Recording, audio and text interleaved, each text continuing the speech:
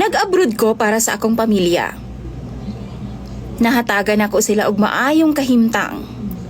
Apan late na nako na-realize nga wala man day nako nabinlan ang akong kaugalingon. Kana ang akong kahimtang karon na DJ Sam. Tawagan na lang ko sa pangalang Maricel.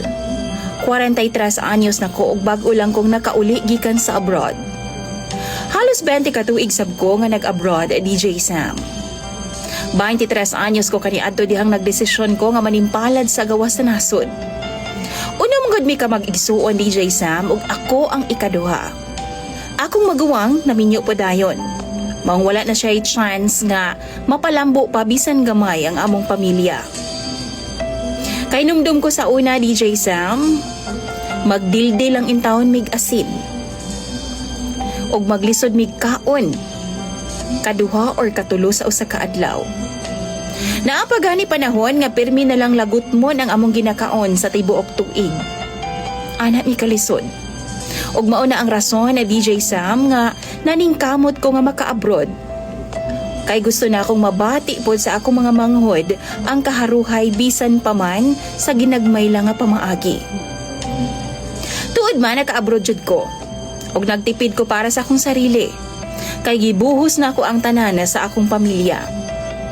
Gusto po na akong makatilaw og kaharuhay ang akong mga ginikanan o mga mangho DJ Sam. Napaeskwela na ako noon sila.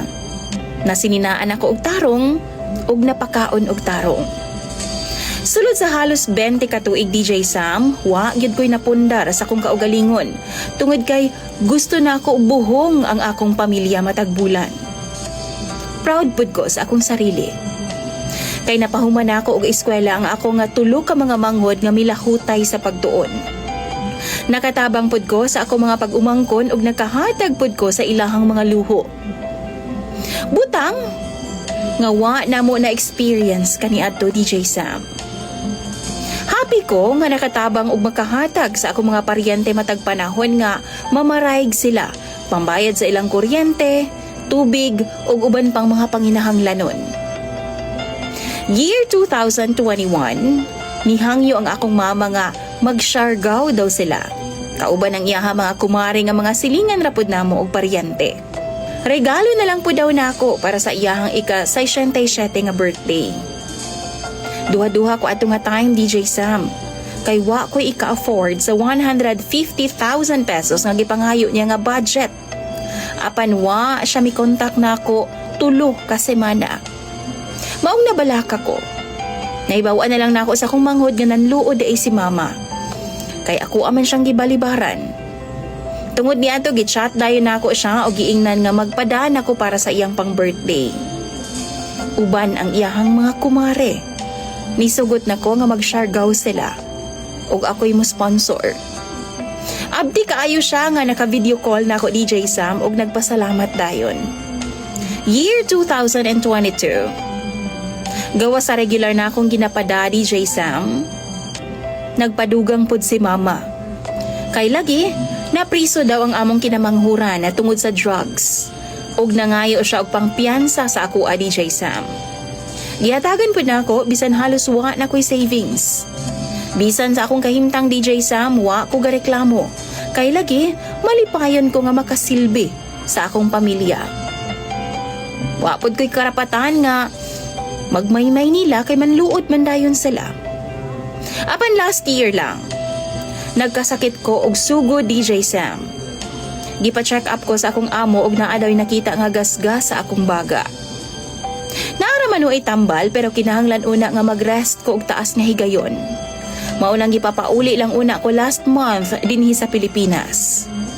Pag-abot na ako sa Pilipinas DJ Sam, naabda na ako ang akong pamilya nga nagkaguliyang lang. Akong manghod, nag-inom, kauban ang iyang mga bangag, pud siguro nga mga barkada. Akong mama nagsugal, nagtong-its, o karon pagani ko kahibaw, nga nahimo naman di ay ning sugalan ang among panimalay. Nakurat si mama sa akong pag-abot DJ Sam, o gisultihan ako siya sa rason. Apan imbis nga atimanon ko niya, og silbihan.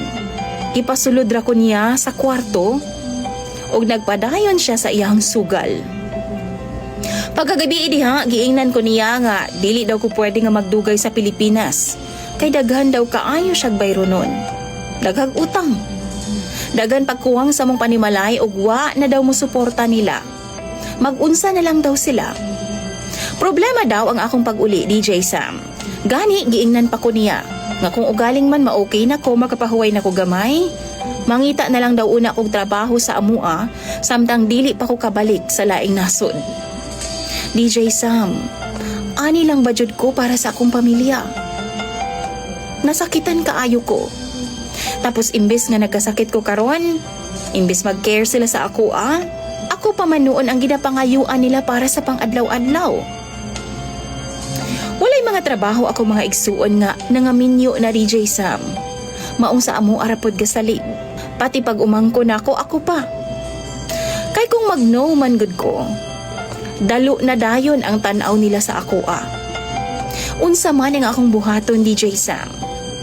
Sa imong mga followers, kung kamo ang naa sa akong sitwasyon, maantos pa ba ninyo ang ingon ani nga klase nga pamilya?